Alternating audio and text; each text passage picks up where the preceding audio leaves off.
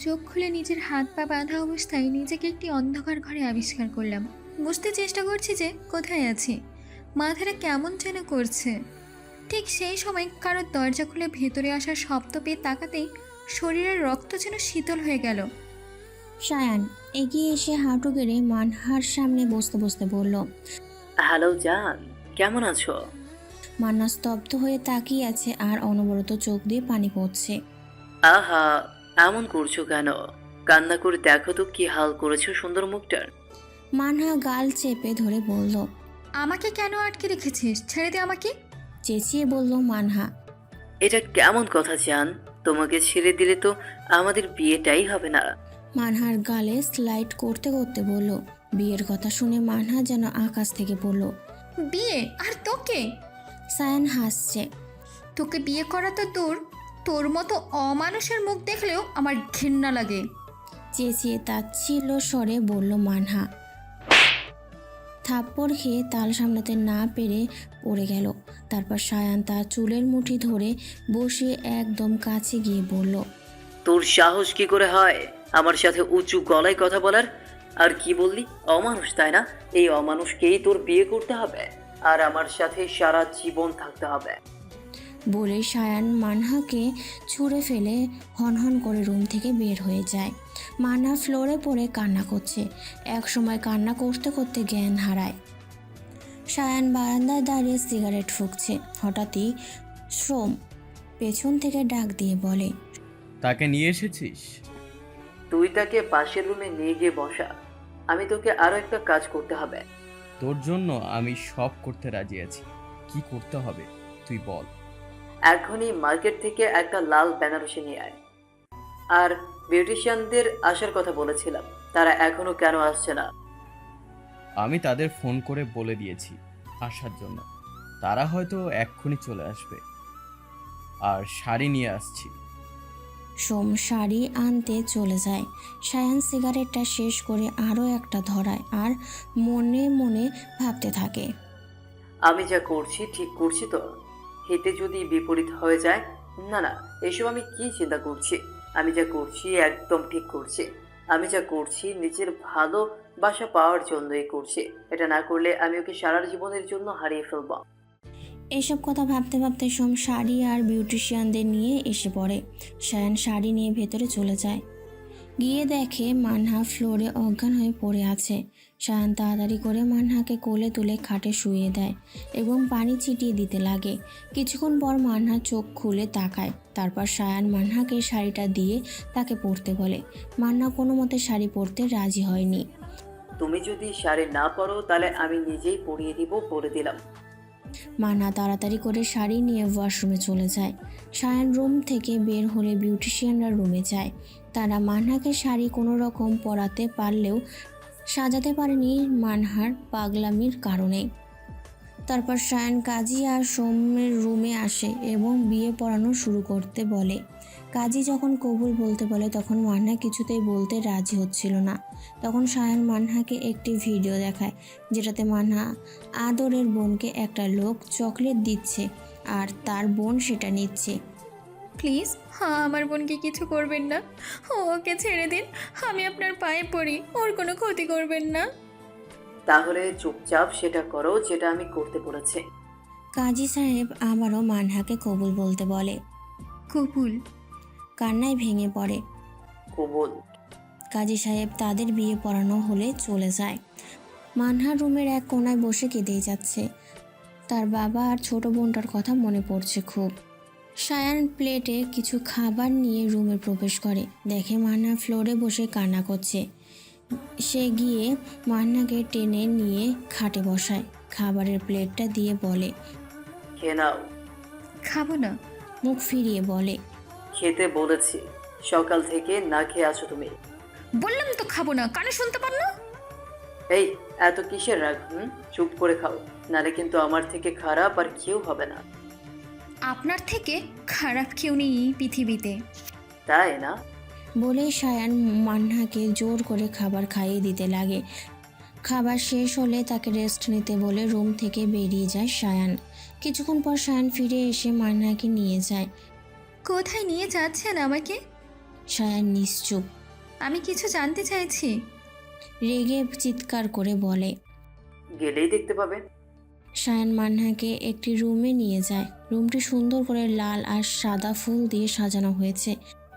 বিছনায় ফুলের পাপড়ি ছিটিয়ে রাখা হয়েছে। রুমের চারপাশে প্রদীপ দিয়ে সাজানো হয়েছে। আমাকে এখানে কেন নিয়ে এসেছেন? তুমি কি ভুলে গেছো জান যে আজ আমাদের বাসর রাত? মান্না ঝাড়ি দিয়ে তার হাত ছাড়িয়ে বলে। আমি কখনো আপনার সাথে এক রুমে থাকবো না। সায়ান মান্নাকে দেয়ালের সাথে চেপে ধরে বলে। থাকতে তো তোমাকে হবেই, আজ আমাদের বাসর রাত বলে কথা। ডেভিল হাসি দিয়ে বলে সায়ান। মান্নাকে কোলে তুলে নেয়।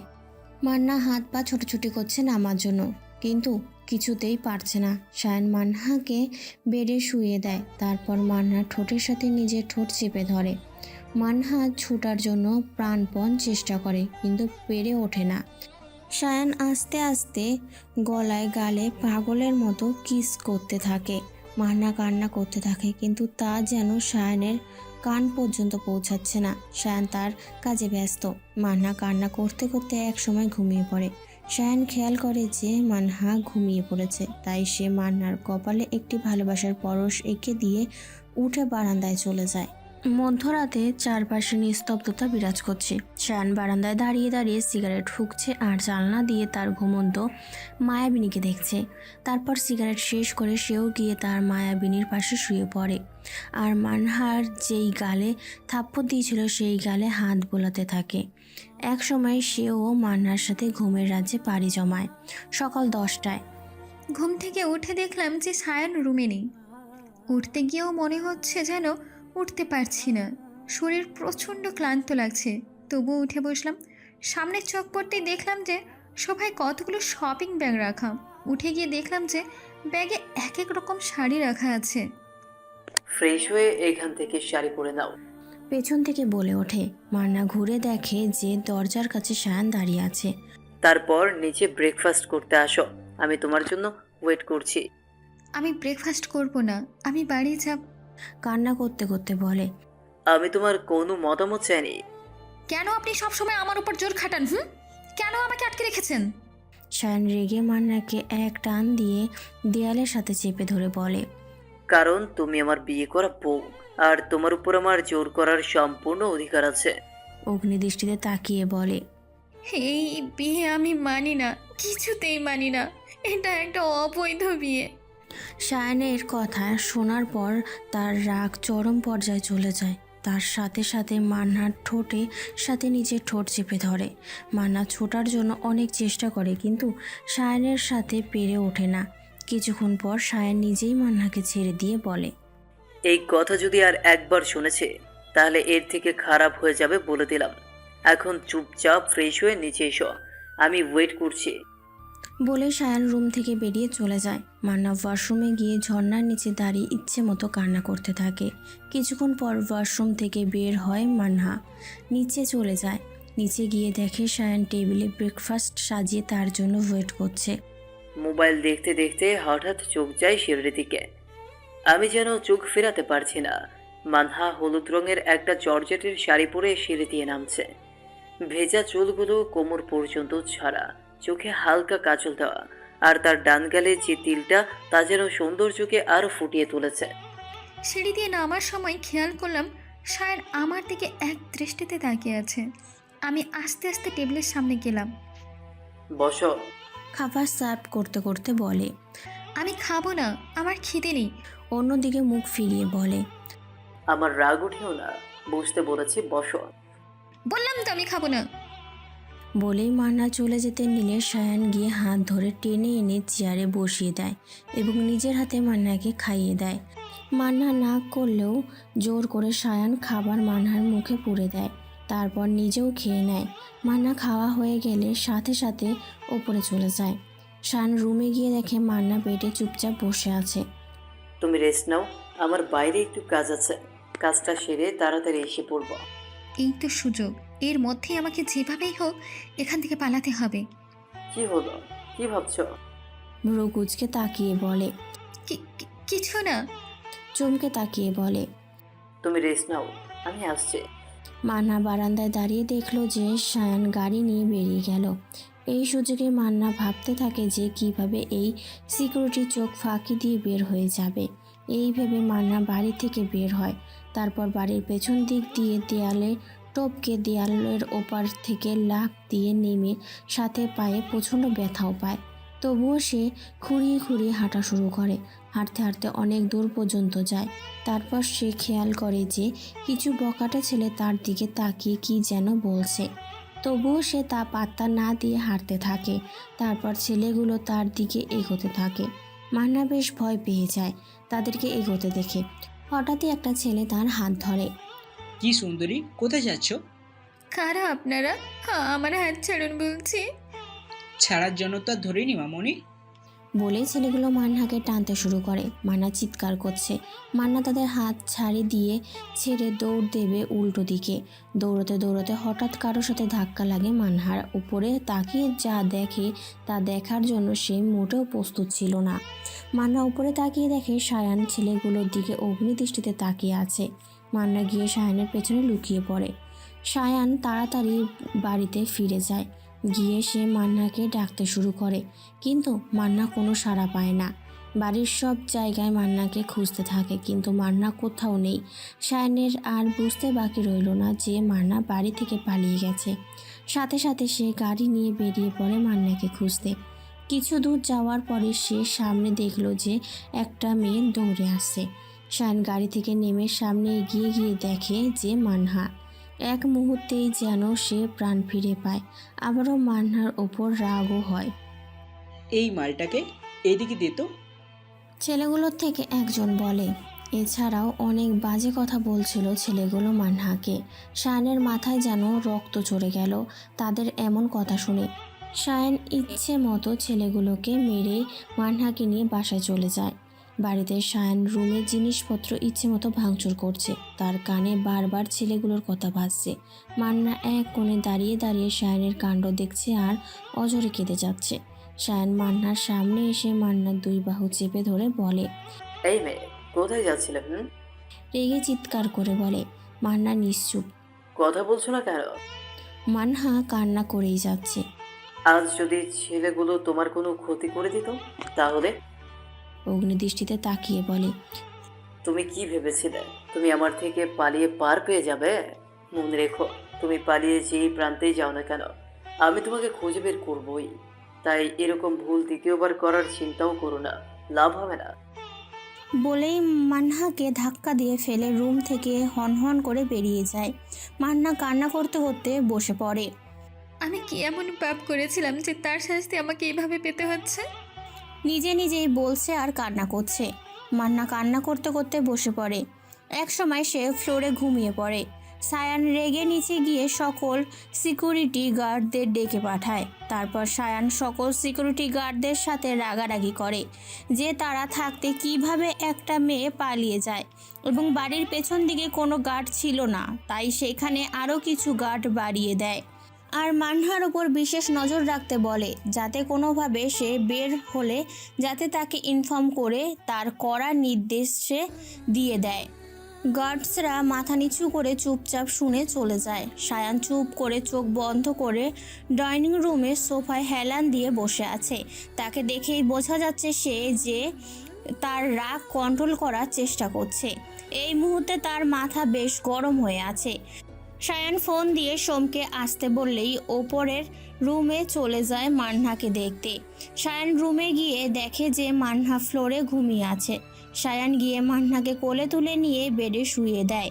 তারপর মান্নার নিষ্পাপ চেহারার দিকে তাকিয়ে থাকে এবং তার মাথায় হাত বোলাতে থাকে আর বলতে থাকে, তুমি কেন বোঝো না যে আমি তোমাকে কতটা ভালোবাসি? কেন বোঝো না যে আমি যা করেছি, যা করছি এবং যা করব তা তোমার ভালোর জন্যই করছি? তুমি কবে বুঝবে আমার ভালোবাসা? মান্নার ঘুমন্ত চেহারায় তাকিয়ে বলে। তারপর সায়ান মান্নার কপালে একটি ভালোবাসার পরশ এঁকে দিয়ে চলে যায়। সায়ান নিচে গিয়ে দেখে সোম এসে পড়েছে। সায়ান সোম দুজনই সোফায় বসলো। কোনো খোঁজ কি পেয়েছে? না, এখনো কোনো খোঁজ পাইনি। ও নিজেকে খুব ভালোভাবেই লুকিয়ে রেখেছে যাতে সহজে কেউ খুঁজে না পায়। যেভাবেই হোক ওকে খুঁজে বের করতে হবে। আমি মানুষ 24 ঘন্টা লাগিয়ে রেখেছি, খুব শীঘ্রই পেয়ে যাব, তুই চিন্তা করিস না। এবার বল ভাবির কি খবর? মানহা আজকে পালানোর চেষ্টা করেছিল। কি, ভাবি পালিয়ে গেছে? চেষ্টা করেছিল কিন্তু পালাতে পারেনি। আমি খুঁজে বের করে নিয়ে এসেছে। এখন কোথায়? রুমে ঘুমোচ্ছে। ও সবটা জানে না, তাই তোকে ভুল বুঝেছে। তুই ভাবির খেয়াল রাখিস, আর আমি তোকে সকল খবর জানাবো। আজ আসি। ঠিক আছে। সোম উঠে চলে যায়। সায়ান চুপচাপ সোফায় বসে থাকে। বিকেল 4টা। ঘুম থেকে উঠে দেখলাম না, পা নাড়াতে পারছি না। তখন মনে পড়লো দেওয়াল টপকে লাফ দেওয়ার সময় পড়ে পায়ে ব্যথা পেয়েছিলাম। পাটা মনে হচ্ছে ফুলে গেছে। আস্তে আস্তে করে বেড থেকে নামলাম, দেখলাম সায়ন রুমে নেই। তারপর আস্তে আস্তে হেঁটে বারান্দায় যেতে দেখলাম সায়ন দাঁড়িয়ে আছে, শান্ত দৃষ্টিতে সামনের দিকে তাকিয়ে আছে। তারপর ওয়াশরুমে গিয়ে ফ্রেশ হয়ে বের হতেই দেখি সায়ন খাবারের ট্রে নিয়ে রুমে ঢুকছে। বেডের দিকে তাকাতেই দেখলাম মানহা নেই। ওয়াশরুম থেকে পানি পড়ার শব্দে বুঝলাম যে ওয়াশরুমে আছে, তাই এই ফাঁকে ওর জন্য খাবার নিয়ে আসলাম। এদিকে বসো। আমি আস্তে আস্তে গিয়ে বসে পড়লাম। আমি যে খুঁড়িয়ে খুঁড়িয়ে হাঁটছি তা সায়নের চোখ এড়ায়নি, তাই আমাকে প্রশ্ন করলো, পায়ে কি হয়েছে? মানহা নিশ্চুপ, কিছু বলছে না। আমি একটা প্রশ্ন করেছি। রেগে ধমক দিয়ে বলে, "বে- বে- ব্যথা পেয়েছি। ব্যথা কিভাবে পেয়েছো? দেওয়াল থেকে লাফ দেওয়ার সময়। তখনই সায়ান বুঝতে পারে মানহা দেয়াল টপকে পালাতে চেষ্টা করেছে। যেটা পারো না সেটা করতে চাও কেন? মানহা মাথা নিচু করে আছে। এবার হা করো। মুখের সামনে খাবার নিয়ে বলে, আমি নিজে খেয়ে নিতে পারবো। আমি তোমাকে জিজ্ঞেস করেছি, চুপচাপ হা করো। মান্না বাধ্য মেয়ের মতো খেয়ে নিল, কারণ সে জানে যদি না খেতে চায় তাহলে জোর করে মুখ চেপে ধরে খাইয়ে দিবে। সায়ান মানহাকে খাইয়ে দিয়ে ব্যথার ওষুধ খাইয়ে দেয়। রেস্ট নাও, এ পানি বেশি হাঁটাহাঁটি করো না। বলেই সায়ান ল্যাপটপ নিয়ে কাজ করতে বসে পড়ে। মান্না উঠে বারান্দায় যেতে নিলেই, কোথায় যাচ্ছ? হাঁটাহাঁটি করতে মানা করলাম না? আমার পা দিয়ে আমি হাঁটবো, আপনার কি? বেশি কথা না বলে চুপ করে বসে থাকো। ল্যাপটপে তাকিয়ে বলে, আমি বারান্দায় যাচ্ছি, কোথাও পালিয়ে যাচ্ছি না। বিরক্ত নিয়ে তাকিয়ে বলে, তোমাকে বিশ্বাস নেই। তারপর দেখা যাবে বারান্দায় শাড়ি ঝুলছে, কিন্তু তুমি নেই, পালিয়ে গেছো। ল্যাপটপে কাজ করতে করতে বলে, এসব উদ্ভট চিন্তা আপনার মাথায় আসে, আমার মাথায় না। ও, দেয়াল টপকে পালানোর উদ্ভট চিন্তাটাও আমার মাথায় আসছিল বুঝছি। মানহার দিকে তাকিয়ে বলে। মানহা আর কিছু না বলে উঠে বারান্দায় চলে যায়। মানহা বারান্দায় দাঁড়িয়ে আছে, হালকা মৃদু বাতাসে চুলগুলো উড়ছে, আর মানহা আগের কথা চিন্তা করছে যে কি থেকে কি হয়ে গেল। অতীত। আহসান খান মানহার বাবা বলে, মোহনা মা, তাড়াতাড়ি কর, আমার যে দেরি হয়ে যাচ্ছে। এই তো বাবা, হয়ে গেছে আমার। তুমি তাড়াতাড়ি খেয়ে বেরিয়ে পড়ো, আমি মানিলাকে নিয়ে একটু পর বেরিয়ে পড়বো। ঠিক আছে মা। মানিলা, তাড়াতাড়ি রেডি হয়ে নে, তোর স্কুলের সময় হয়ে গেছে। এই তো আপনি, আমি রেডি। চল চল, দেরি হয়ে যাচ্ছে। মানহা মালিনাকে স্কুল দিয়ে সেও ভার্সিটিতে চলে যায়। আজ কতটা দেরি হয়ে গেল। মানহা তাড়াতাড়ি যেতে নিলেই হঠাৎ কারোর সাথে ধাক্কা লাগে। ধাক্কা লেগে মানহা হাত থেকে বইটা পড়ে যায়। মান্না বই ওঠাতে ওঠাতে বলে, সরি সরি, আমি দেখতে পাইনি। সায়ান মানহার দিকে হা করে তাকিয়ে আছে। মানহা হালকা গোলাপি কালারের থ্রি-পিস পরেছে, সাথে চোখে গাঢ় করে কাজল দেওয়া, হালকা লিপস্টিক দিয়ে, আর তার সাথে মানহার ডান গালে একটা কালো তিল। সব মিলিয়ে যেন মানহাকে একটা পরীর মতো লাগছে সায়ানের কাছে। সে যেন চোখ ফেরাতেই পাচ্ছে না। It's okay. মানহা একটি মুচকি হাসি দিয়ে চলে যায়। সায়ান মানহার যাওয়ার দিকে তাকিয়ে আছে। কিরে, কাকে দেখছিস সেভাবে? সায়ানকে ধাক্কা দিয়ে বলে। কাউকে না। চমকে ওঠে। চল তাহলে। কোথায়? এক দৃষ্টিতে মানহার দিকে তাকিয়ে। মানহা বই লাইব্রেরিতে জমা দিয়ে ক্লাসে যাচ্ছিল, কারোর সাথে হেসে কথা বলতে বলতে। বাড়িতে আবার কোথায়? ও হ্যাঁ, চলো। নিজেকে সামলে নিয়ে বলে। সায়ান ও সোম বাড়ির উদ্দেশ্যে রওনা হয়। বাড়িতে সায়ান সোফার মধ্যে হেলান দিয়ে চোখ বন্ধ করে বসে আছে আর মানহার কথা চিন্তা করছে। মানহার কাজল কালো বড় বড় চোখ, গোলাপের পাপড়ির মতো ঠোঁটে সেই মিষ্টি হাসি যেন সায়ানকে পাগল করে দিচ্ছে। সেই সব চিন্তা করতে করতেই অজান্তেই সায়ানের ঠোঁটের কোণে এক চিলটে হাসি ফুটে ওঠে। কিরে হাসছিস কেন? ইয়ার, আমি তোকে বুঝতেই পারছি না। চোখ বন্ধ করেই বলে, কাকে ভুলতে পারছিস না? নাম জানি না, আজই প্রথম দেখেছে। তবে আজ প্রথম দেখাতেই আমি তার সৌন্দর্যে ঘায়েল হয়ে গেছি। এক দৃষ্টিতে সামনে তাকিয়ে মুচকি হেসে বলে, বাহ, আমাদের সায়নবাবু মনে হয় এবার কারো প্রেমে পড়েই গেল। দুষ্টুমি হাসি দিয়ে বলে। সায়ান একটু লজ্জা পেয়ে মুচকি হাসি দিল। তো ভাবিকে কবে বিয়ে করে বাসায় নিয়ে আসবি? খুব শীঘ্রই। পরের দিন সকালে সায়ান মানহার ভার্সিটির সামনে গাড়িতে হেলান দিয়ে দাঁড়িয়ে আছে আর মানহার জন্য ওয়েট করছে। সায়ান আশেপাশে তাকাতেই তার চোখ একজনের ওপর আটকে যায়। দেখলো মানহা দূর থেকে একটি কালো থ্রি পিস সাথে কোমর পর্যন্ত চুলগুলো ছেড়ে দিয়েছে, কার সাথে যেন হেসে হেসে কথা বলতে বলতে আসছে। সায়ান মুগ্ধ হয়ে দেখছে মানহাকে। হাই। হাই। এভাবে হেসো না, পাগল হয়ে যাব। হাঁ করে তাকিয়েছেন কেন? কিছু বলবেন? চোখের সামনে তুড়ি বাজিয়ে বলে। হ্যাঁ। নিজেকে সামলে নিয়ে বলে, তার আগে আমি একটু বলি, কালকে আপনার সাথে ধাক্কা লেগেছিল আমার। আপনি খুব ব্যথা পেয়েছিলেন তাই না? আমি তাড়াহুড়ার জন্য ঠিক মতো সরিও বলতে পারিনি।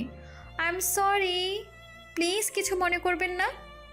মনে করবো না, কিন্তু একটা শর্তে। শর্ত? কিসের শর্ত? আমার সাথে 1 কাপ কফি খেতে হবে। আজ তেমন ইম্পর্ট্যান্ট ক্লাস নেই, তাই খাওয়াই যেতে পারে। কি ভাবছেন? আমি কিন্তু এখনো মাফ করিনি। ঠিক আছে চলুন। আপনার ক্লাস নেই? আছে, তবে তেমন ইম্পর্ট্যান্ট না। সায়ান ও মানহা একটি কফি শপে বসে আছে। মানহা এদিক ওদিক তাকিয়ে দেখছে আর সায়ান মানহাকে দেখতে ব্যস্ত। মানহা সায়ানের দিকে তাকিয়ে একটা হাসি দিল। একটা কথা বলবো, কিছু মনে করবেন না তো? না না, বলুন কি বলবেন। আপনার হাসিটা কিন্তু সুন্দর। ধন্যবাদ। সায়ান আর মানহা কফি খেতে খেতে টুকটাক কথা বলছে। কফি খাওয়া শেষে তারা কফি শপ থেকে বেরিয়ে পড়ে। আপনার সাথে কথা বলে ভালো লাগলো। আমারও। চলুন আপনাকে বাসায় নামিয়ে দিয়ে আসে। না না, আমি যেতে পারবো। সায়ান মানহাকে রিক্সা করে দিয়ে নিজেও রওনা হয় অফিসের উদ্দেশ্যে। এভাবে সায়ান রোজ মানহার ভার্সিটির সামনে একটু আড়ালে দাঁড়িয়ে থাকে মানহাকে দেখার জন্য। মাঝে মাঝে মানহার সাথে দেখা হতো, তারা প্রায়ই কফি শপে একসাথে বসে কফি খেত। সায়ান মানহাকে কয়েকবার ইশারা ইঙ্গিতে বোঝানোরও চেষ্টা করেছে যে সে মানহাকে ভালোবেসে ফেলেছে, কিন্তু মান্না বুঝেও না বোঝার ভান করেছিল। এভাবে চলতে চলতে মান্না ও সায়ানকে ভালো লাগতে শুরু করে। একদিন মান্না ভার্সিটি থেকে তার বান্ধবীর বাড়ি যায়। তারপর ফেরার পথে সে যা দেখে তা যেন তার চোখকে বিশ্বাস করাতে পারছে না। সে দেখলো সায়ান কিছু মানুষদের মারছে, যার কারণে তার শার্টে রক্ত দিয়ে ভরে গেছে। মান্নার এই দৃশ্য দেখে মাথা যেন ঘুরতে লাগলো। সে আর এক মুহূর্ত দেরি না করে তাড়াতাড়ি বাসায় চলে আসে। বাসায় গিয়েও যেন তার হাত পা কাঁপতে থাকে সে দৃশ্য মনে করে। এরপর থেকে মানহা চেষ্টা করত সায়ানের সামনে না যাওয়ার, কারণ ওই দিনের পর থেকে মানহা মনে সায়ানের জন্য ঘৃণা জন্মে গেছে, যে একজন মানুষ হয়ে অন্য একটি মানুষকে কিভাবে মারতে পারে। সায়ান খেয়াল করেছে যে মানহা তাকে ইগনোর করছে। সায়ান বুঝতে পারছে না কেন মানহা এমন করছে। মান্নাকে কল করলেও রিসিভ করে না। সায়ান একদিন মান্নার ভার্সিটি থেকে বের হওয়ার সময় সামনে গিয়ে দাঁড়ায়। মান্না ফাঁস দিয়ে চলে যেতে নিলেই সায়ান মান্নার হাত ধরে ফেলে। কি হয়েছে তোমার? কিছু হয়নি, হাত ছাড়ুন। নিচের দিকে তাকিয়ে বলে, তাহলে আমাকে ইগনোর করছো কেন? আমার হাত ছাড়ুন। আমি তোমাকে কিছু জিজ্ঞেস করেছি। কেন আমি আপনার কথার জবাব দেব? কে আপনি? কেন আমাকে রোজ রোজ বিরক্ত করেন? আশেপাশের মানুষগুলো তাদের দিকে অবাক দৃষ্টিতে তাকিয়ে আছে। চলেছেন আমার চোখের সামনে থেকে, আমি আপনার মুখটাও দেখতে চাই না। চোখ থেকে পানি পড়ছে। সায়ানের মাথা যেন রক্ত উঠে গেল মান্নার এমন আচরণ দেখে। সায়ান মান্নাকে টেনে এনে জোর করে গাড়িতে বসিয়ে গাড়ি স্টার্ট দেয়। তারপর তারা একটা ফাঁকা রাস্তায় এসে থামে। এর মাঝে মান্না অনেকবার সায়ানকে বলেছে গাড়ি থামানোর কথা, কিন্তু সায়ান শোনেনি। সায়ান মান্নাকে হাত ধরে টেনে গাড়ির বাইরে এনে গাড়ির সাথে তার দু হাত চেপে ধরে অগ্নিদৃষ্টিতে তাকিয়ে বলে, তোমাকে ভালোবাসি বলে এই না যে তুমি যা ইচ্ছা তাই বলবে আর আমি মুখ বুঝে সহ্য করে নিব। মান্না ভালোবাসার কথা শুনে অবাক হলেও পরে নিজেকে সামলে নিয়ে বলল, ভালোবাসা? যারা মানুষকে খুন করতে পারে তারা কখনো মানুষকে ভালোবাসতে পারে না। সায়ান অবাক হয়ে যায় মান্নার মুখে খুনের কথা শুনে। মানহা কি কিছু বুঝে গেল? কি এটাই তো ভাবছেন যে আমি খুনের কথা কিভাবে জানলাম? ওই দিন লেকের পাশে আপনি একজনকে খুন করেননি? তুমি আমাকে ভুল বুঝছো। ও তাই? আমি কোন সায়নকে ভুল বলছি? যে সায়নকে কয়েকদিন আগে খুন করতে দেখেছি তাকে, নাকি যে সায়ন এখন দাঁড়িয়ে আছে তাকে? ঘৃণার মিশ্রিত কণ্ঠে বলে, তুমি না জেনে বাজে কথা বলবে না বলে দিলাম। আসল কথা বললে সবারই গায়ে লাগে, তাই আপনারও লাগছে। সত্যি কথা হলো আপনি একটা মাফিয়া আর খুনি। তারপর আবারও বলল, আর আমিই বা পোকার মতো কেন বলছি? মা বাবা যেমন হবে সন্তান তো তেমনই হবে। ঠাস ঠাস থাপ্পড় খেয়ে মান্না ছলছল চোখে সায়নের দিকে তাকায়। তোমার সাহস কি করে হয় আমার বাবা মার নামে এইসব বলার? আমাকে যা বলার বলো, আমি মেনে নিব, কিন্তু আমার বাবা মায়ের নামে কিচ্ছু বললে তাকে আমি ছাড়বো না। রেগে মান্না দুই বাহু চেপে ধরে বলে, ঠিকই আছে, আপনার মতো মাফিয়ারা মানুষকে কষ্ট ছাড়া আর কিছুই দিতে জানেন না। ছলছল চোখে তাকিয়ে বলে। বলেই মান্না কাঁদতে কাঁদতে সেখান থেকে চলে যায়। সায়ান স্তব্ধ হয়ে সেখানেই দাঁড়িয়ে থাকে। সায়ান ফুল স্পিডে গাড়ি চালিয়ে অফিসে না গিয়ে সোজা বাসায় চলে যায়। বাসায় গিয়ে রেগে রুমের জিনিসপত্র ভাঙচুর করতে থাকে। সোম তাকে থামানোর চেষ্টা করছে, কিন্তু কিছুতেই সায়ান থামছে না। এক সময় সায়ান ক্লান্ত হয়ে বেডে বসে পড়ে মাথা নিচু করে। সোম তার পাশে বসে জিজ্ঞাসা করে, শান্ত হ সায়ান, আর কি হয়েছে আমায় বল। কাঁধে হাত রেখে বলে, আমি যাদের নিজের সবটা দিয়ে ভালোবাসি তারাই কেন আমার থেকে দূরে চলে যায়? আমার বাবা মাকে নিজের থেকে বেশি ভালোবাসতাম, কিন্তু দেখো তারা আমাকে ছেড়ে চলে গেল। আর এখন মানহাকে এতটা ভালোবাসি, তবুও সে এগুলো আমাকে কিভাবে বলতে পারলো? চোখ দিয়ে পানি পড়ছে। তুই মানহাকে বলেছিস তুই ওকে ভালোবাসিস? এর আগে ইঙ্গিতে বোঝানোর চেষ্টা করেছে, তবে আজকে কথায় কথায় বলেছিলাম। ঠিক করে না বললে বুঝবো কি করে? সবাই তো আর এমনিতেই বুঝে যায় না। আর কি বলেছে মানহা তোকে? ওই দিন লেকের পাশে রাসেলের লোককে মারতে দেখে ফেলেছিল মানহা, তাই আমাকে ভুল বুঝিয়ে আমাকে মাফিয়া খুনে বলে অপমান করেছে। সেটা বড় কথা না, কথা হলো ও আমার বাবা মাকে অপমান করেছে। আর এটাও বলেছে সে আমার মুখও দেখতে চায় না। ও সবটা জানে না, তাই ও এসব বলতে পেরেছে। তুই ওকে বুঝিয়ে বলতিস তাহলে ও ঠিকই বুঝতো। ও আমার কোনো কথাই শুনতে রাজি ছিল না।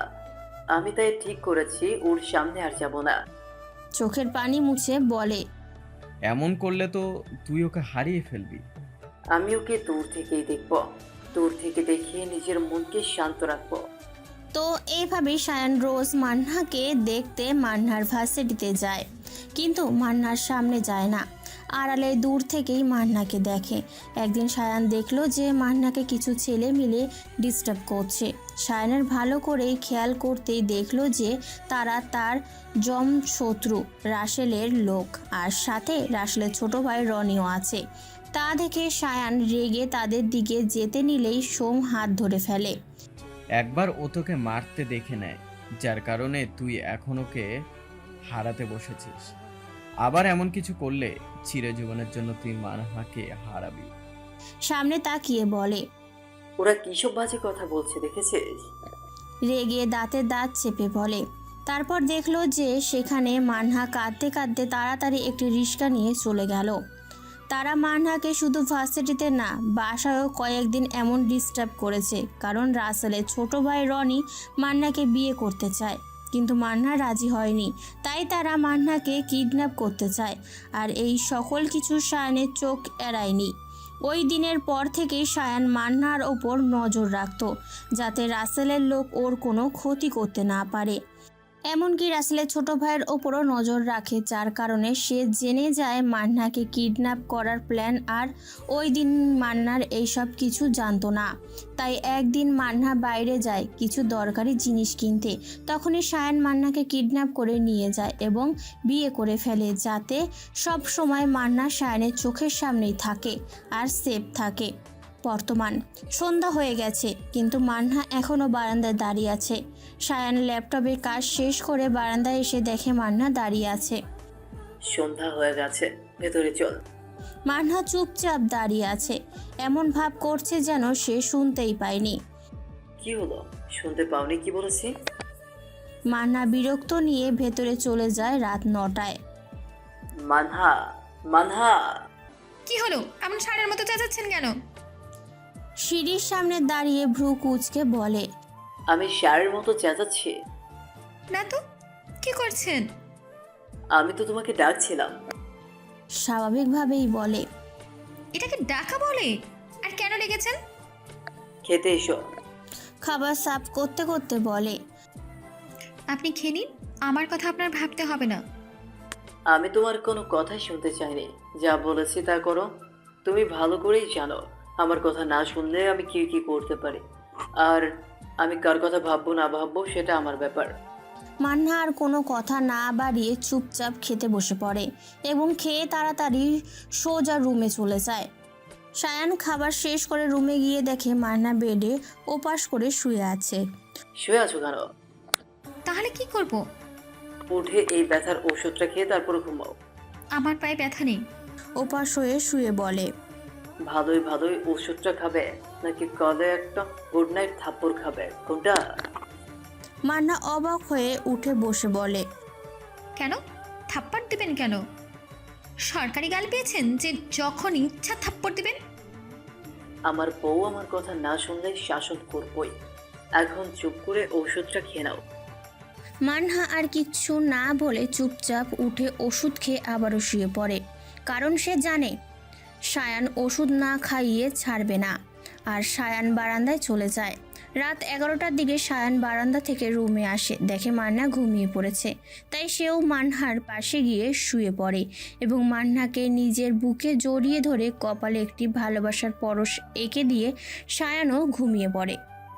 সকালে আমি আজ সায়নের আগেই ঘুম থেকে উঠে নিজেকে তার বুকের উপর আবিষ্কার করলাম। ঘুমের মধ্যে তাকে একদম নিষ্পাপ শিশুর মতো লাগছে। সিল্কি চুলগুলো কপালে এসে পড়ছে, তাকে অসম্ভব মায়াবী লাগছে। হঠাৎ করে সেই দিনের মার্ডারের কথা মনে পড়তেই সাথে সাথে নিজেকে তার থেকে ছাড়িয়ে নিয়ে উঠে বসি। আর দেরি না করে ওয়াশরুমে চলে যাই ফ্রেশ হতে। ফ্রেশ হয়ে বের হয়ে দেখি সায়ন এখনও ঘুমিয়ে আছে। তাই আমি বারান্দায় চলে যাই এবং টাওয়াল দিয়ে চুল মুছতে থাকি। চুল মোছার সময় হঠাৎ করে সায়ন পেছন থেকে আমার কোমর জড়িয়ে ধরে। প্রথমে চমকে গেলেও পরে বুঝতে পেরে ধাক্কা দিয়ে সরিয়ে দিয়ে দূরে দাঁড়াই। এই তোমার সমস্যা কি? একদম ছবেন না আমাকে। এক পা করে পিছিয়ে বলে, আমি তোমার হাজবেন্ড, আমি ছুবো না তো কে ছুবে? এক পা করে এগিয়ে বলে, যেহেতু আমি এই বিয়েটা মানি না, তাই আপনাকে আমার হাজবেন্ডও মানি না। অন্যদিকে তাকিয়ে বলে, তুমি মানো আর না মানো, আই ডোন্ট কেয়ার। কিন্তু এটাই সত্যি যে আমাদের বিয়ে হয়েছে আর আমরা দুজন হাজব্যান্ড ওয়াইফ। যে বিয়েটাই বৈধ না, একটা অবৈধ বিয়ে, সেখানে আবার কি স্যার হাজবেন্ড ওয়াইফ? মান্না একদম সামনে গিয়ে বলে। সায়নের রাগ এবার চরম পর্যায়ে উঠে গেল। একে তো মান্নাকে জড়িয়ে ধরাতে তার এমন আচরণ, তার ওপর আবার এসব কথা, যার কারণে সায়ান নিজেকে আর সামলাতে পারল না। মান্নার হাত চেপে ধরে টানতে টানতে রুমে নিয়ে যায়। তারপর তাকে বেডে ফেলে দুহাত বেডের সাথে চেপে ধরে পাগলের মতো কিস করতে থাকে। মান্নার ঠোঁটে, গলায়, বুকে সায়ান এতটাই রেগেছিল যে তার কড়া কিসগুলো কামড়ে পরিণত হচ্ছিল। মাঝে মাঝে বেশ কয়েকটা কামড়ও দিয়েছে জোরে। মান্না প্রাণপণে চেষ্টা করছে ছোটার জন্য, কিন্তু সব সময়ের মতোই সায়ানের শক্তির সাথে পেরে ওঠে না। সায়ান কামড়গুলো এতই জোরে দিয়েছে যে এর দাগগুলো স্পষ্ট বোঝা যাচ্ছিল। শেষে আর না পেরে মান্না কান্না করে দেয়। মান্নাকে কান্না করতে দেখে সায়ান থেমে যায়। বলেছিলাম না, এই কথা আবার বললে আমার থেকে খারাপ আর কেউ হবে না। রেগে দাঁতে দাঁত চেপে বলে সায়ান। মান্না কান্না করছে। বলেছিলাম কি না? মান্না শুধু মাথা নাড়িয়ে বলে হ্যাঁ বলে। তাহলে কেন বললে? কেন সব সময় এইসব কথা বলে আমাকে রাখিয়ে দাও? লাস্ট বার বললাম, কান খুলে শুনে রাখো। এসব আবার কখনো বললে নিজের বাবার ছোট বোনকে দেখতে পাবে না কখনো। রক্তবর্ণ চোখে তাকিয়ে বলেই মান্নার কামড় দেওয়া জায়গায় কিস করে দেয়। তারপর তাকে ছেড়ে দিয়ে সায়ান ওয়াশরুমে চলে যায় ফ্রেশ হতে। আর মান্না ওইভাবেই শুয়ে সায়ানের বলা কথাগুলো চিন্তা করছে আর অনবরত চোখের পানি ফেলছে। সায়ান ফ্রেশ হয়ে বের হয়ে দেখে মান্না বারান্দায় চেয়ারে বসে আছে চুপচাপ। সায়ান কতক্ষণ তাকিয়ে থেকে একটা ছোট্ট নিঃশ্বাস ফেলে নিচে চলে যায় ব্রেকফাস্ট রেডি করতে। কি কপাল আমার! মানুষের বিয়ের পরে বউরা কত কিছু রান্না করে আদর করে খাওয়ায় স্বামীদের, আর আমার বউকে রান্না করে খাওয়াতে হচ্ছে, তাও ঝগড়া করে। নিজে নিজেই বিড়বিড় করে আর ব্রেকফাস্ট করছে। ব্রেকফাস্ট রেডি করে সায়ান রুমে এসে দেখে মান্না এখনো বারান্দায় বসে আছে। এই যে নিচে এসো ব্রেকফাস্ট করতে। মান্না কিছু না বলে চুপচাপ নিচে চলে যায় ব্রেকফাস্ট করতে। সায়ানও পেছন পেছন চলে যায়। দুজনেই চুপচাপ ব্রেকফাস্ট করছে। অনেকক্ষণ চুপচাপ থাকার পর নীরবতা ভেঙে সায়ান বলল, খেয়ে রেডি হয়ে নাও। মান্না কিছু বলল না। কি বলেছে শুনেছ? যেহেতু কান আছে সেহেতু শুনেছি নিশ্চয়ই। সায়ান আর কিচ্ছু বলল না। খাওয়া শেষ করে রুমে গিয়ে মান্না এখনো রেডি না হয়ে বসে আছে। কি হলো, এখনো রেডি হওনি কেন? আমার যখন ইচ্ছে হবে তখনই রেডি হব। তোমার ইচ্ছা মতো সব হবে না, তাছাড়া আমার দেরি হয়ে যাচ্ছে, তাড়াতাড়ি রেডি হও। মান্না একরাশ বিরক্ত নিয়ে চুপচাপ একটি শাড়ি নিয়ে ওয়াশরুমে চলে যায় রেডি হতে। এর ফাঁকে সায়ানও রেডি হয়ে যায় অফিসের জন্য। হ্যাঁ, সায়ান মান্নাকে নিয়ে তার অফিসে যাচ্ছে, কারণ ওই দিন মান্না পালানোর চেষ্টা করার পর থেকে সায়ান চায় না ও আবারও একই চেষ্টা করুক। তাই ওকে হারানোর ভয়ে সায়ান ওই দিনই ডিসিশন নিয়েছে যে প্রতিদিন সায়ান অফিসে যাওয়ার সময় ওকে সাথে করে নিয়ে যাবে। মান্না রেডি হয়ে বের হলে সায়ান তার হাত ধরে নিয়ে অফিসের জন্য রওনা হয়। সায়ান গাড়ি ড্রাইভ করছে আর মান্না চুপচাপ বাইরে তাকিয়ে আছে। সায়ান একটু পর পর মান্নাকে দেখছে, কিন্তু মান্না একবারও তার দিকে তাকায়নি। অফিসে পৌঁছে তারা দুজনই গাড়ি থেকে নামলো। আমাকে এখানে কেন নিয়ে এসেছেন? সেটা তোমার না জানলেও চলবে। বলেই মান্নাকে নিয়ে অফিসের ভেতরে হাঁটা ধরলো। সায়ান মান্নাকে নিয়ে তার কেবিনে যাওয়ার পর তার পিএ আসে। স্যার, মিটিংয়ের টাইম হয়ে গেছে, ক্লায়েন্টরা এসে পড়েছে। ওকে, তুমি যাও, আমি আসছি। আমার একটা মিটিং আছে, আমি মিটিংটা সেরে তাড়াতাড়ি আসছি। ততক্ষণ পর্যন্ত এখানে চুপচাপ বসে থাকবে। মান্নার দিকে তাকিয়ে বলে, এখানে বসেই যেহেতু থাকতে হবে তাহলে তো আমাকে বাসায় রেখে আসতে পারতেন। ঢং করে এখানে নিয়ে আসার কি দরকার ছিল? ভ্রু কুঁচকে তাকিয়ে বলে, হ্যাঁ, যাতে তোমার আবারও পালাতে সুবিধা হয়। এত অবিশ্বাস করেন কেন আমাকে? ওই দিনের পর থেকে তোমাকে অবিশ্বাস করাটা মনে হয় জায়েজ হয়ে গেছে। ফাইল নিতে নিতে বলে, এত অবিশ্বাস করেন কেন আমাকে? এতই যখন অবিশ্বাস করেন তাহলে ছেড়ে কেন দিচ্ছেন না আমাকে? সেটা আমার ব্যাপার, আমি বুঝবো। সায়ান মিটিংয়ে চলে গেল আর মান্না সায়ানের যাওয়ার দিকে অবাক হয়ে তাকিয়ে রইল। মান্না সায়ানের কেবিনটা ঘুরে ঘুরে দেখছে। কেবিনটা বেশ বড় আর খুব সুন্দর করে গুছিয়ে রাখা। মান্না হাঁটতে হাঁটতে কেবিনের বারান্দায় চলে গেল। বারান্দাটাও খুব বড়। মান্না বারান্দায় চুপচাপ দাঁড়িয়ে রইল। সায়ান মিটিং থেকে এসে দেখে মান্না কেবিনে নেই। সায়ান এক মুহূর্তের জন্য ভয় পেয়ে গেল। মানহা, মানহা। কি হলো, চেঁচাচ্ছেন কেন? শান্তভাবে বারান্দা থেকে এসে বলে, কোথায় ছিলে? দেখতেই তো পেলেন যে বারান্দা থেকে আসলাম। তোমাকে না বলেছি এই পানি বেশি হাঁটাহাঁটি করবে না? আমার পা আমি বুঝবো। হ্যাঁ, পরে কিছু হলে তোমাকে নিয়ে ডাক্তারের কাছে আমারই যেতে হবে।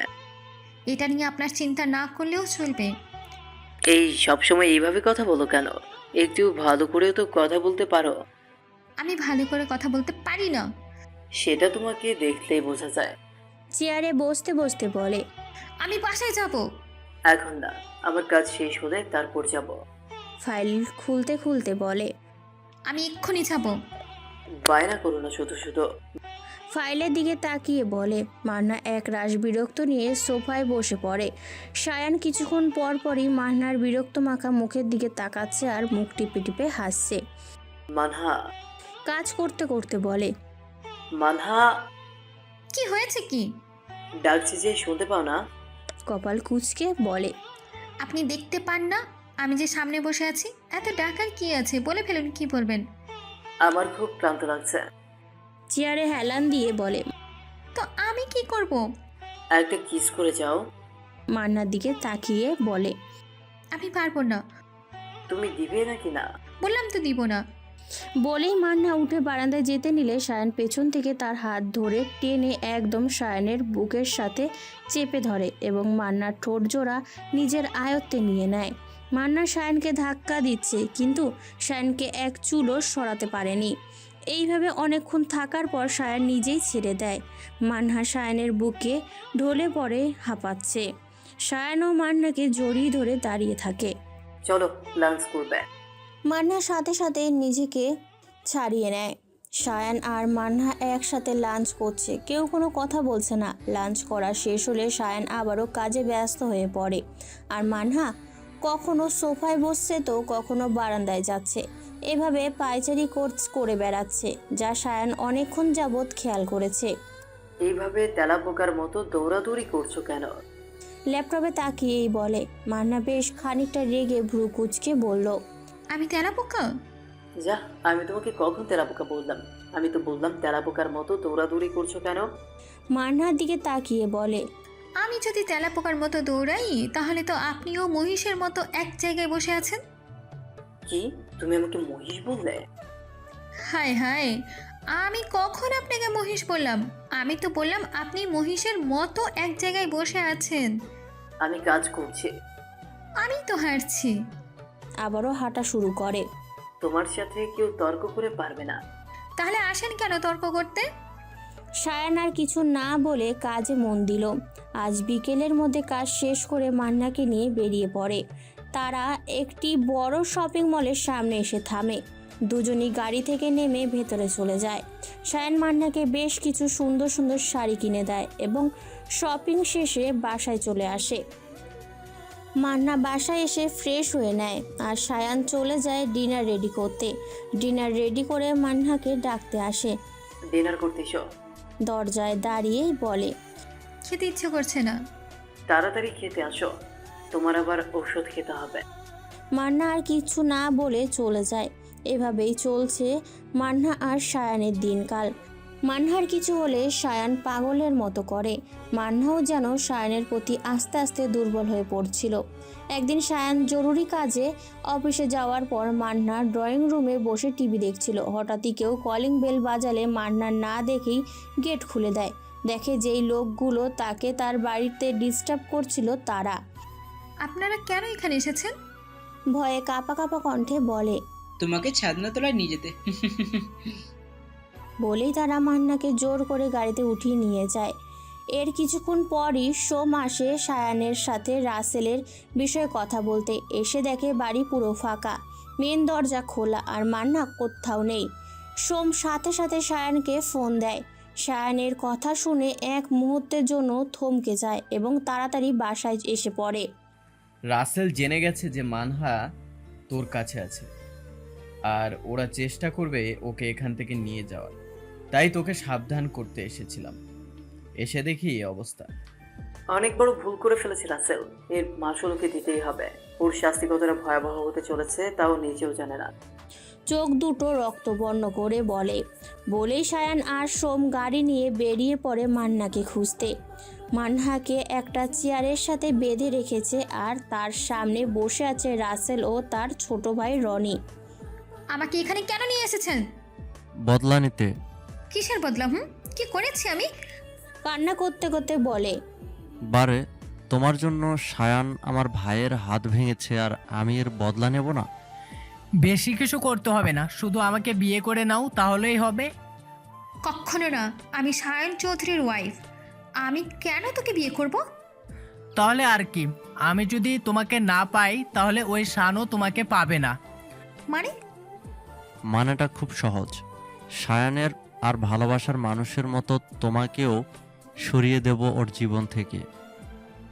আর ভালোবাসার মানুষ মানে? আহা, মেয়েটা বড্ড অবুঝ। ওর সব থেকে ভালোবাসার মানুষ ছিল ওর বাবা মা। তাদেরকে পৃথিবী থেকে বিদায় করেছি বলেই তো উঠে পড়ে লেগেছে আমার পেছনে। আমার লোকদেরকে মেরে ফেলেছে সুযোগ পেলেই। মান্না বুঝতে পারলো যে ওই দিন যাদের সায়ান লেগের পাশে মারছিল তারা রাসেলের লোক ছিল, আর মান্না শুধু শুধু এতদিন সায়ানকে ভুল বুঝছে।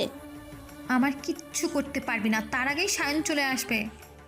রাসেল ও রনি সহ সবাই হেসে ওঠে। তো সোনামণি, তুমি তোমার সায়ানের জন্য অপেক্ষা করতে থাকো, আমরা তাহলে আসি। শয়তানি হাসি দিয়ে বলে, তোরা ইচ্ছে করে তোদের বিপদ রেখে এনেছিস, তোরা কেউ আমার সারার হাত থেকে বাঁচতে পারবি না। দাঁতে দাঁত চেপে বলে। যা, আমরা তো ভয় পেয়ে গেলাম। অভিনয় করে বলে। মান্না ঘেন্নায় অন্যদিকে মুখ ঘুরিয়ে নেয়। শোনো, আমরা বিপদ ডেকে আনি না, বিপদ আমরা সাথে নিয়েই ঘুরি। আর কিভাবে এর মোকাবেলা করতে হয় তাও আমাদের জানা আছে। চেয়ার থেকে উঠতে উঠতে বলে, এটাই মনে কর তোর জীবনের শেষ বিপদ বেঁচে থাকলে আমার বিপদ মোকাবিলা না করে নিস। তোর সাহস কি করে হয় আমাদের হুমকি দেওয়ার? মান্নার মুখ চেপে ধরে বলে। আহা, কি করছো কি? রনিকে টেনে পেছনে নিয়ে আসে। হুমকি দিচ্ছি না, শুধু যেটা হতে যাচ্ছে সেটা বলছি। কেন, তুই কি ভবিষ্যৎ বলতে পারিস নাকি? তা বলতে পারি না, তবে আমার সায়ন কি করতে পারে তা আমি খুব ভালো করেই জানি। রনি রেগে মান্নার সামনে যেতে নিলেই রাসেল তাকে ধরে জোর করে রুম থেকে বের করে নিয়ে যায়। সায়ন, আপনি কোথায়? ওরা আমাকে আপনার কাছ থেকে দূরে সরিয়ে ফেলবে, প্লিজ তাড়াতাড়ি চলে আসুন আমার কাছে। অন্যদিকে সায়ান ও সোম পাগলের মতো মান্নাকে খুঁজে বেড়াচ্ছে, কোনো জায়গা বাদ রাখেনি। তাদের জানা মতে রাসেলের যেই আস্তানা ছিল সেখানে গিয়ে সেখানে যারা ছিল সবাইকে মেরেছে, কিন্তু কেউ বলতে পারেনি ওরা মান্নাকে কোথায় নিয়ে গেছে। সারাদিন মান্নাকে খুঁজে না পেয়ে তারা বাসায় চলে আসে। সায়ন ড্রয়িং রুমের সোফায় মাথা নিচু করে বসে নীরবে চোখের পানি ফেলছে। সোম পাশে এসে বসে। চিন্তা করিস না, আমরা মানহাকে ঠিক খুঁজে বের করব। সায়নের কাঁধে হাত রেখে বলে, আমি ওদের কাউকে ছাড়বো না। প্রথমে ওরা আমার বাবা মাকে আমার জীবন থেকে সরিয়েছে, এখন আবার মানহার ক্ষতি করতে চাইছে। চোখ থেকে পানি পড়ছে। এর শাস্তি ওরা পাবে। এখন চল, কিছু খেয়ে নিবি, সকাল থেকে কিছু খাসনি। আমার খিদে নেই, তুই যা, খেও। সোফায় হেলান দিয়ে চোখ বন্ধ করে বলে, তুই বললেই হবে? তুই না খেয়ে অসুস্থ হয়ে গেলে মানহাকে বাঁচাবি কি করে? তাড়াতাড়ি চল, খেয়ে নিবি। আমি আর কোনো কথা শুনতে চাই না। সোম এক প্রকার জোর করে শায়নকে খাওয়ায়, তারপর শায়নকে রুমে পাঠিয়ে দেয় রেস্ট নিতে। সারাদিন অনেক ধকল গেছে। হঠাৎ সোমের ফোনে কল আসে। বল, কোনো খবর পেলি? ওপাশের ব্যক্তি কিছু একটা বলে। ঠিক আছে, আমরা কাল ভোর সকালে বেরিয়ে পড়ব। তোরা খেয়াল রাখিস যেন ওরা কিছু বুঝতে না পারে। এখন রাখছি। শায়নের কিছুতেই ঘুম আসছে না, সে কিছুতেই শান্তও থাকতে পারছে না। তার বারবার মনে হচ্ছে যে যদি মান্নার কিছু হয়ে যায়। হঠাৎ সোম এসে দরজা নক করে। আয় ভেতরে আয়। রাসেলদের আরেকটা আস্তানা খোঁজ পেয়েছি। ভেতরে ঢুকতে ঢুকতে বলে, কোথায় সেটা? আমি এখনই যাব। না না, এখন না, আমরা কাল ভোরে যাব। জায়গাটা এই শহর থেকে কিছুটা দূরে, তাই এই রাতে যাওয়াটা ঠিক না, রিস্ক আছে। শায়নকে শান্ত করে বলে, কিচ্ছু হবে না, আমরা যত তাড়াতাড়ি যাব ততই মানহার জন্য ভালো হবে। না হয় ওরা মানহার কোনো ক্ষতি করে দিলে আমি নিজেকে কখনো ক্ষমা করতে পারবো না। অতি ব্যস্ত হয়ে বলে। সোম শায়নের পাগলামি দেখে না করতে পারল না, কারণ সে জানে এখন না করলে শায়ান মানবে না। সে দরকার হলে একাই বের হয়ে যাবে। তাই ওরা দুজন রাতেই বেরিয়ে পড়ে রাসেলের আরেক আস্তানার উদ্দেশ্যে। ওরা পৌঁছতে পৌঁছতে ভোর হয়ে যায়। রাসেল সেই আস্তানায় মানহাকে যারা নিতে এসেছিল তাদের মধ্যে দুজন ছিল, শায়ান আর সোম। একজনকেও বাদ রাখেনি, প্রত্যেককেই ইচ্ছে মতো ধোলাই দিয়েছে, কিন্তু কেউ বলতে পারেনি একজন বলে দেয় যে মান্না কোথায় আছে। সায়ান ও সোম দেরি না করে তাড়াতাড়ি চলে যায় সেখানে। যেতে যেতে দুপুর হয়ে যায়। এইদিকে মান্নার না খেয়ে খেয়ে শরীর দুর্বল হয়ে পড়েছিল। একজন এসে কিছু খাবার দিয়ে যায়, কিন্তু মান্না খায় না। কান্না করতে করতে অবস্থা খারাপ হয়ে যাচ্ছিল তার। এখনো কেন সায়ন আসছে না? ও কি এখনো জানতে পারেনি যে আমি এদিকে আছি? অন্যদিকে আমি আসছি জান, আমি বেঁচে থাকতে তোমার কিচ্ছু হতে দিব না। গাড়ি ড্রাইভ করতে করতে বলে।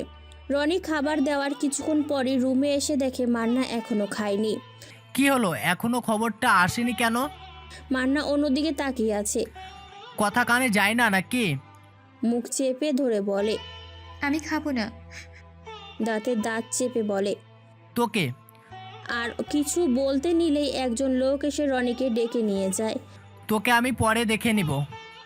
বলেই রনি চলে যায়। মান্না কান্না করতে থাকে। কোথায় আছেন আপনি? আমি আর পারছি না এখানে থাকতে। অন্যদিকে সায়ান ও সোম রাসেলের মেন আস্তানায় পৌঁছে যায়, যেখানে মূলত মান্নাকে রাখা হয়েছে। পৌঁছেই রাসেলের লোকদেরকে মারতে শুরু করে। তারপর ভেতরে গিয়ে মান্নাকে জোরে জোরে ডাকতে থাকে, কিন্তু মান্নার কোনো সাড়া শব্দ নেই। Welcome mister Sayan Chowdhury. সামনে চেয়ারে বসে বলে। আমার মাথা কোথায়? রক্তবর্ণ চোখে তাকিয়ে বলে। যাক, ভালোই হয়েছে তুই এসেছিস। ভেবেছিলাম ওকে মেরে ওর লাশটা গুম করে ফেলবো। তুই যেহেতু এসেছিস, তাই তোর বাবা মার মতো তোর বউয়ের লাশটাও তোকে দিয়ে আমাদের দায়িত্ব শেষ করব। চেয়ার থেকে উঠতে উঠতে বলে। এ কথা শুনে সায়নের মাথায় রক্ত চড়ে গেল। সায়ন ও রাসেলের ইচ্ছে মতো মারামারি করছে, আর আরেকদিকে সোম ও রনি। তাদের মধ্যে মারামারির এক পর্যায়ে রনির অবস্থা আগের খারাপ হয়ে গেছে। এদিকে রাসেলের অবস্থাও মরার মতো হয়ে গেছে। তারপর পুলিশ এসে সকলকে নিয়ে যায়। সায়ান মান্নাকে খুঁজতে খুঁজতে শেষ একটি রুমে ওকে বাঁধা অবস্থায় পেয়ে যায় এবং দেখে যে মান্না অজ্ঞান হয়ে গেছে। সায়ান তাড়াতাড়ি মান্নার কাছে গিয়ে ওকে ডাকতে থাকে। মানহা, মানহা, দু হাতে মুখ ধরে বলে। মানহা দেখো, আমি এসে পড়েছে। তোমার কেউ কোনো ক্ষতি করতে পারবে না। সায়ান, ওকে এক্ষুনি হসপিটালে অ্যাডমিট করতে হবে। আমাদের এখন রওনা দেওয়া উচিত। সায়ান আর কিচ্ছু না বলে মান্নাকে কোলে তুলে গাড়িতে নিয়ে আসে এবং গাড়ি স্টার্ট দেয় ঢাকার উদ্দেশ্যে। সোম গাড়ি ড্রাইভ করছে আর সায়ান মান্নাকে নিয়ে পেছনে বসেছে। ওদের পৌঁছতে পৌঁছতে রাত হয়ে যায়। এরপর তাড়াতাড়ি করে মান্নাকে হসপিটালে ভর্তি করে। ডক্টর এসে মান্নাকে ভালোভাবে চেক আপ করে নেয়। ডক্টর, কি হয়েছে ওর? বেশি কিছু না, না খাওয়ার কারণে শরীর দুর্বল হয়ে অজ্ঞান হয়ে গেছে। একটু রেস্ট নিলেই ঠিক হয়ে যাবে। ওর জ্ঞান ফিরবে কখন? আমি ইঞ্জেকশন দিয়েছি, কিছুক্ষণের মধ্যে জ্ঞান ফিরবে। বলেই ডক্টর চলে যায়। সায়ান মান্নার হাত ধরে ওর পাশে বসে এক দৃষ্টিতে মান্নার দিকে তাকিয়ে থাকে। সারা রাতের অঘুম আর টায়ার্ড থাকার কারণে সায়ান মান্নার হাতের ওপরে ঘুমিয়ে পড়ে। 2 ঘন্টা পর আস্তে আস্তে চোখ খোলার চেষ্টা করছি। মাথাটা ভার ভার লাগছে, শরীরটাও প্রচণ্ড দুর্বল লাগছে। মনে হচ্ছে হাতের ওপর ভারী কিছু আছে। পাশে তাকাতেই দেখি সায়ন আমার হাতের ওপর ঘুমিয়ে আছে। আমি অন্য হাত ওর মাথায় রাখতেই ওর সাথে সাথে জেগে যায়। কখন উঠলে? 2 হাতে মান্নার গাল ধরে বলে। এই মাত্র। এখন কেমন লাগছে? ভালো লাগছে। ডক্টর এসে আরেকবার চেক করে নিলে সায়ন মান্নাকে নিয়ে বাসায় চলে যায়। বাসায় তুমি ফ্রেশ হয়ে নাও, আমি এদিকে আছি। হাতে শাড়ি দিয়ে বলে। মান্না শাড়ি নিয়ে ওয়াশরুমে চলে যায় ফ্রেশ হতে। মান্না ফ্রেশ হওয়ার পর সায়নও ফ্রেশ হয়ে নেয়। তুমি রেস্ট নাও, আমি আসছি। মান্নাকে বেডে বসিয়ে বলে। কোথায় যাবেন? সায়নের দিকে তাকিয়ে বলে। ডিনার রেডি করতে। আপনার করতে হবে না, আমি করব। বেড থেকে উঠতে উঠতে বলে। চুপচাপ বসো, রেস্ট নাও, আমি করে নিতে পারবো। মান্নাকে বসিয়ে বলে। সায়ান চলে যায় ডিনার রেডি করতে, আর মান্না বসে বসে রাসেলের বলা কথাগুলো ভাবতে থাকে যে রাসেল সায়ানের বাবা মাকে খুন করেছে, কিন্তু কেন? কি এমন শত্রুতা ছিল যে দুজন মানুষকে খুন করতে হলো? সায়ানকে জিজ্ঞাসা করব, কিন্তু কিছু আবার মনে করবে না তো? হঠাৎই সায়ানের ডাকে মান্না ভাবনার জগৎ থেকে ফিরে আসে। কি এত ভাবছো যে এতক্ষণ ডাকছি শুনতে পাও না? কিছু না। ডিনার করতে এসো। দরজায় দাঁড়িয়ে বলে। মান্না চুপচাপ চলে যায় সায়ানের সাথে। দুজনেই চুপচাপ খেয়ে যাচ্ছে, কেউ কোনো কথা বলছে না। সায়ানকে কি জিজ্ঞেস করব ওর বাবা মার কথা? না থাক, যদি কষ্ট পেয়ে আবার খাওয়া ছেড়ে উঠে চলে যায়। এমনিতেই আজকে অনেক ধকল গেছে ওর উপর দিয়ে। খেতে খেতে মনে মনে বলে। দুজনেই খাওয়া দাওয়া করে রুমে চলে যায়। তুমি শুয়ে পড়ো। আপনি কোথায় যাচ্ছেন? বসা থেকে দাঁড়িয়ে বলে। আমি বারান্দায় আছি, তুমি ঘুমিয়ে পড়ো। বলছিলাম যে আপনিও তো অনেক ক্লান্ত, তাই শুয়ে পড়ুন। সেটা তোমার চিন্তা করতে হবে না। আর হ্যাঁ, তোমাকে বলেছিলাম না যে দরজা খোলার আগে দেখে খুলবে? বলেছিলাম কি না? হ্যাঁ বলেছিলেন। মাথা নিচু করে বলে।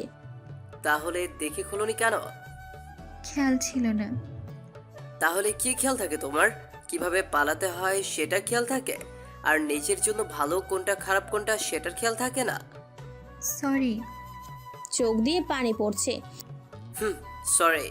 আজ তোমার কিছু হয়ে গেলে আমার কি হতো? তোমার কোনো আইডিয়া আছে? আসলে তুমি বুঝবে না। তুমি বুঝলে এতদিনে আমাদের মধ্যে সবকিছু স্বাভাবিক থাকতো। কিন্তু আমারই ব্যর্থতা যে আমি এতদিনও তোমার মনে নিজের জায়গা করতে পারিনি। মান্না দুবাহু চেপে ধরে বলে সায়ান বারান্দায় চলে যায়। ঠিকই তো, আমার জন্য উনি কষ্ট পাচ্ছেন, আমি কেন সব কিছু মেনে নিতে পারছি না? সায়ান অনেকক্ষণ পর রুমে এসে দেখে মান্না না ঘুমিয়ে বেডে হেলান দিয়ে বসে আছে। ঘুমামনি কেন এখনো? ঘুম আসছে না। অন্যদিকে তাকিয়ে বলে। সায়ান আর কিছু না বলে অপর পাশ ফিরে শুয়ে পড়ে। আপনি আমার উপর রেগে আছেন? সায়ান নিশ্চুপ, কিছু বলছে না। কি হলো, কিছু বলছেন না কেন? ঘুমিয়ে পড়ো। অন্য পাশে ঘুরে বলে। আমি কিছু জিজ্ঞেস করেছি। বললাম তো শুয়ে পড়ো। মান্না কিছু না বলে শুয়ে পড়ে। সকালে খুব সকালে আমি ঘুম থেকে উঠে দেখলাম সায়ান আমাকে জড়িয়ে ধরে ঘুমিয়ে আছে। অজান্তেই আমার মুখে হাসি ফুটে উঠল। আমি সায়ানের কপালে একটা চুমু দিয়ে উঠে ফ্রেশ হতে চলে যাই। ফ্রেশ হয়ে বের হয়ে দেখলাম সায়ান এখনও ঘুমিয়ে আছে। তাই চিন্তা করলাম সকালের নাস্তা আমি বানাবো। যেই কথা সেই কাজ, চলে গেলাম নাস্তা বানাতে। নাস্তা বানাতে বানাতে ভাবলাম আজ থেকে রান্নাবান্না আমিই করব। নাস্তা বানিয়ে রুমে গিয়ে দেখি সায়ান ওঠেনি। এই যে শুনছেন? সায়ানের মাথায় হাত বুলিয়ে বলে। শুনছেন? হাত ধরে ঝাঁকিয়ে বলে। উঠুন, অনেক বেলা হয়ে গেছে। এখন না, পরে। ঘুম ঘুম কণ্ঠে বলে। না, এক্ষুনি উঠুন। বলেই সায়ানকে টেনে তোলে। সায়ান বাধ্য হয়ে ফ্রেশ হতে চলে যায়। শুনছেন? দরজা ধাক্কা দিয়ে বলে। না, আমি তো বয়রা, কানে শুনতে পাই না। বেশি কথা বলেন আপনি, তাড়াতাড়ি নাস্তা করতে আসুন। কি আমি বেশি কথা বলি? না, আমি বলি এবার তাড়াতাড়ি আসুন। বলেই মান্না চলে যায়। সায়ানও ফ্রেশ হয়ে নিচে চলে আসে নাস্তা করতে। তুমি কেন ঈশ্বরের নিয়ে নাস্তা বানাতে গেলে?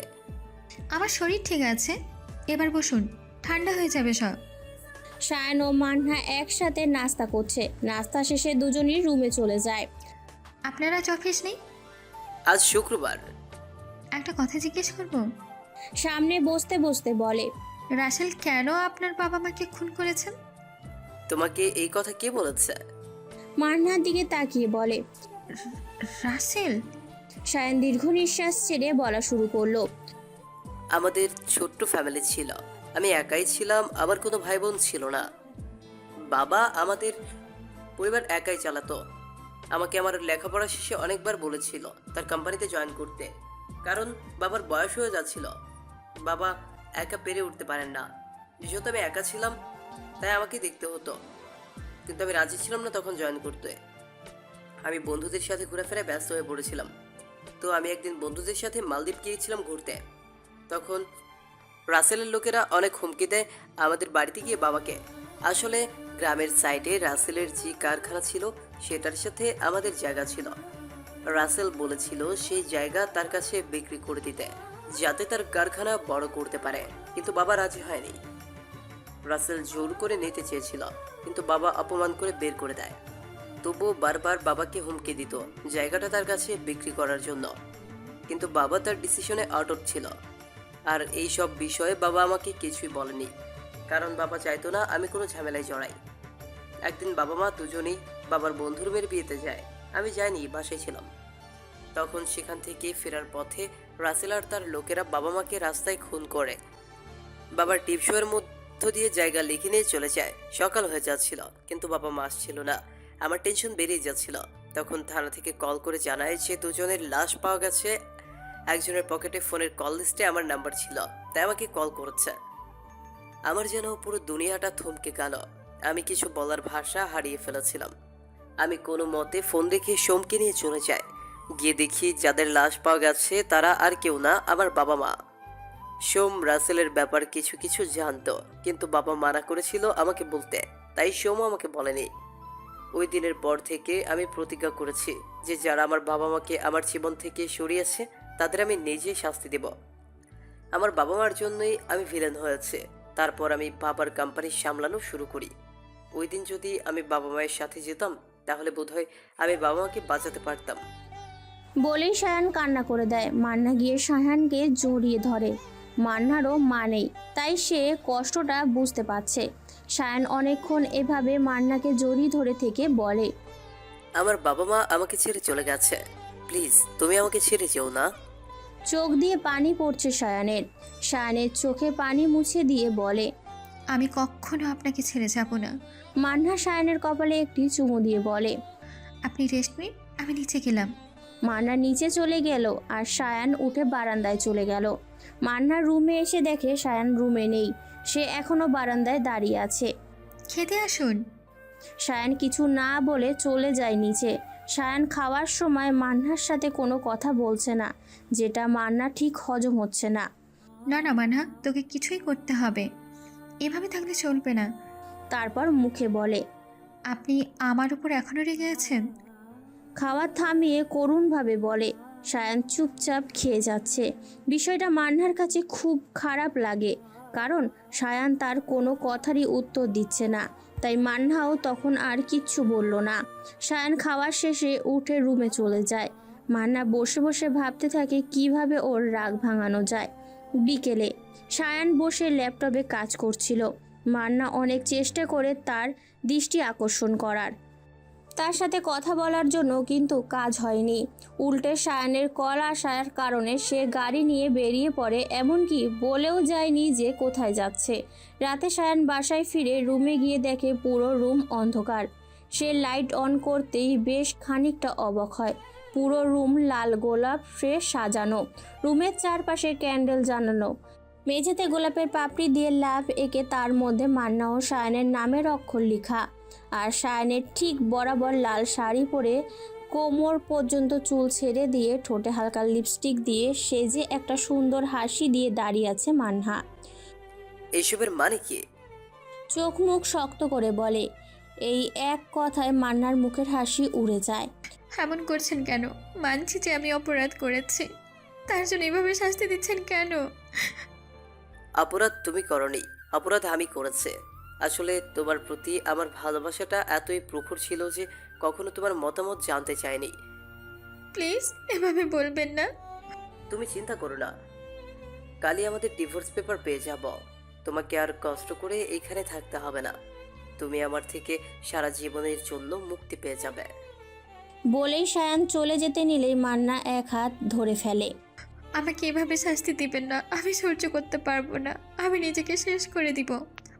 তবুও সায়ান চলে যেতে নেয়। মান্না পেছন থেকে ডাকে, কিন্তু সাড়া না পেয়ে তখনই মান্নার সাথে সাথে ড্রয়ার থেকে কতগুলো ঘুমের ওষুধ বের করে খেতে নিলেই সায়ান ধাক্কা দিয়ে ওর হাত থেকে ওষুধগুলো ফেলে দেয়।